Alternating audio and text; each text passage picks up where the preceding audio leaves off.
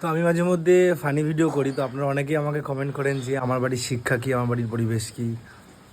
এটা তো আর আমি মানে বলতে পারি না খুব ভালো, কিন্তু প্রুফ দিতে পারি। আর যারা চেনার আমাকে, যারা জানে, তারা তাদের মতন আইডিয়া করে নিক। আর প্রত্যেকটা মানুষকে যে আমার সবটা বোঝাতে হবে এমনটা নয়। তো আজকে শরীরটা খারাপ বলে আমি বাড়িতেই রেস্ট নিচ্ছি। তো বাড়িতে রেস্ট নিচ্ছি বলে আজকে এরকম একটা ছোট্ট বিষয় ধরা পড়েছে। চলুন আপনাকে দেখাই আমার বাড়ির পরিবেশ, বাড়ির শিক্ষা এবং আমার বাড়ি ঘর।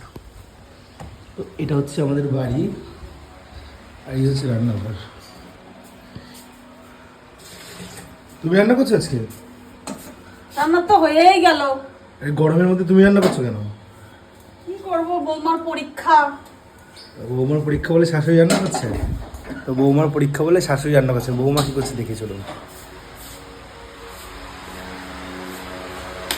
বলছি গরমের মধ্যে যে মা রান্না করছে আর তুমি এখন পড়াশোনা করছো? প্রতিদিন তো আমি করি। তুমি করো বলে এখন মা গরমে রান্না করছে না?